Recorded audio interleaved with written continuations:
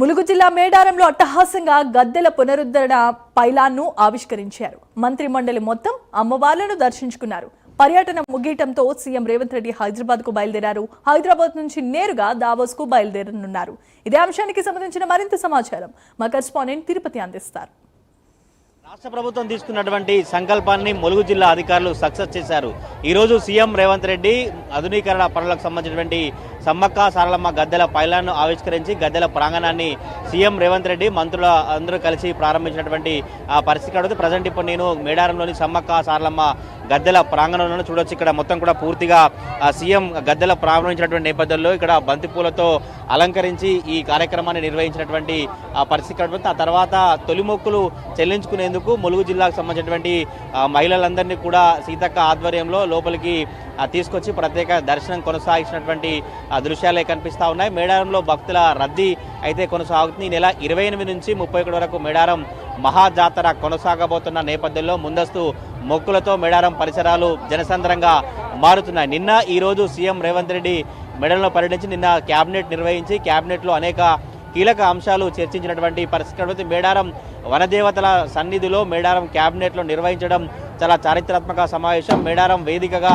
తెలంగాణ రాష్ట్ర ప్రజలకు అనేక సంక్షేమ పథకాలు కావచ్చు అనేక అంశాలపై చర్చించినట్టు మంత్రులు సీఎం ప్రజల దృష్టికి తీసుకొచ్చినటువంటి పరిస్థితి. ఇక్కడ నుంచి అనేక అంశాలు కీలక నిర్ణయాలు కూడా తీసుకున్నారు. ఈరోజు ఉదయం సీఎం రేవంత్ రెడ్డి ఈ గద్దెలను ప్రారంభించి ఇక్కడ నుంచి మళ్ళీ తిరిగి హైదరాబాద్కు వెళ్ళినటువంటి పరిస్థితి. ఈరోజు ఉదయం కుటుంబ సమేతంగా సీఎం రేవంత్ రెడ్డి సతీమణి కూతురు అల్లుడు మిగతా అందరూ కూడా దర్శించుకొని గద్దెలను ప్రారంభించినటువంటి పరిస్థితి. తర్వాత ఈ తొలి మొక్కలకు మహిళలను అనుమతించారు.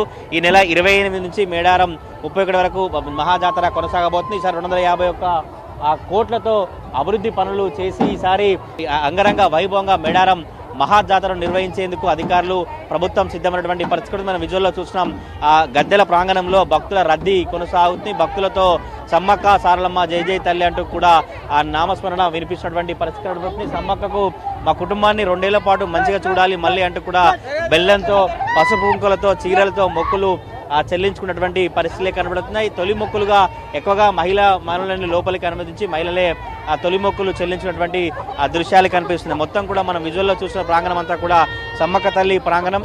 ఈ ప్రాంగణం అంతా కూడా భక్తులతో కిక్కిరిసిపోయినటువంటి పరిస్థితులు కనబడుతున్నాయి. ఇప్పుడంతా మేడారం మహాజాతర సమీపిస్తున్న కొద్దీ భక్తులు ముందస్తుగా ఇక్కడికి వచ్చి భక్తులు మొక్కులు చెల్లించినటువంటి పరిస్థితులు కనబడుతున్నాయి. భక్తులు మొక్కులు చెల్లించుకున్నందుకు కూడా అధికారులు అన్ని ఏర్పాట్లు చేసినటువంటి పరిస్థితి కనబడుతుంది. 28 నుంచి 31 వరకు మేడారం మహాజాతర కొనసాగేటువంటి నేపథ్యంలోనే అధికార యంత్రాంగం ఉంటే కూడా పూర్తిగా ఏర్పాట్లు నిమగ్నమైన పరిస్థితి. మంది భక్తులు ఉన్నారు. వారు సమ్మక్క సారలమ్మ అమ్మవార్లను దర్శించినటువంటి పరిస్థితి. వారి దర్శనం ఎట్లా జరిగింది, ఇక్కడ ఏర్పాట్లు ఎట్లా చేస్తారో ఒకసారి మాట్లాడడం. సమ్మక్క సారలమ్మ అమ్మవారిని దర్శించారుగా ఎట్లా ఉన్న ఏర్పాట్లు ఏం చెప్తారు అన్న? ఈసారి మాత్రం తెలంగాణ రాష్ట్ర ప్రభుత్వం ఘనంగా ఏర్పాట్లు చేసింది. గతంలో సమ్మక్క సారలమ్మల యొక్క ఈ జాతర చరిత్రలో ఎప్పుడూ లేనటువంటి కార్యక్రమాన్ని అభివృద్ధి పనులను ఇక్కడ చేయడం జరిగింది. భక్తులు ఈ సంవత్సరం ఎవరైతే దర్శనం చేసుకుంటున్నారో తెలంగాణ రాష్ట్రం మరియు ఛత్తీస్గఢ్ భారతదేశ వ్యాప్తంగా ఉన్నటువంటి అన్ని రాష్ట్రాల మన సమ్మక్క సారలమ్మ తల్లుల యొక్క భక్తులు ఎవరైతే ఉన్నారో తప్పకుండా ఈసారి వారందరూ సంతృప్తి వ్యక్తం చేస్తారు. ఎందుకంటే గతంలో అనేక మంది ఈ రాష్ట్రానికి ముఖ్యమంత్రులుగా ప్రభుత్వాలు ఉన్నప్పటికీ కూడా ఎవరు ఈ వనదేవతల యొక్క ఖ్యాతిని వీరి యొక్క వీరోచిత పోరాటాన్ని ప్రపంచానికి ప్రపంచ దేశాలకు ఈ దేశంలోని ప్రజలకు తెలియజేయాలనే ఉద్దేశంతో వాళ్ళు ఎప్పుడు ఇక్కడ అభివృద్ధి చేయలేదు.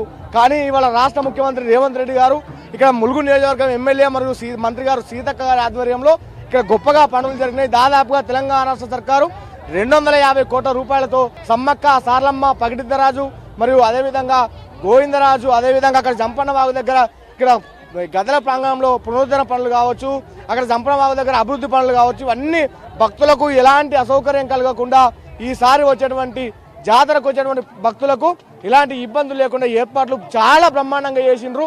ఇక్కడ వచ్చిన ప్రతి భక్తులు అంటున్నారు గతంలో ఎప్పుడు కూడా ఈ విధంగా అభివృద్ధి జరగలేదు, ఇప్పుడు అభివృద్ధి చేసిండ్రు, చాలా మంచిగా ఉంది. తల్లుల ఆశీర్వచనంతో రాష్ట్ర ప్రజలందరూ సుభిక్షంగా సుఖశాంతులతో ఉండాలి, పాడి పంట మంచిగా సమృద్ధిగా పండాలనే ఉద్దేశంతో తల్లుల యొక్క చింతన ఆశీర్వచనం తీసుకొని ఇవాళ పునరాంకితం అవుతా ఉన్నారు. మరి వారి ఇంటికి మళ్ళీ తిరుగు ప్రయాణం అవుతా ఉన్నారని చెప్పి తెలియజేస్తా ఉన్నాం.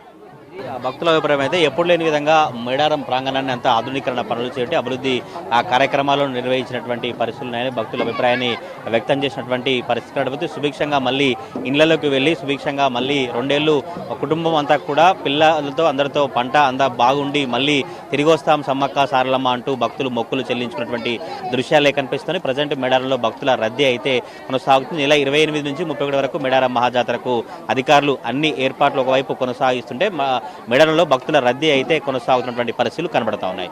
కెమెరా పర్సన్ పవన్తో తిరుపతి ప్రైమ్ న్యూస్ మేడారం నుంచి.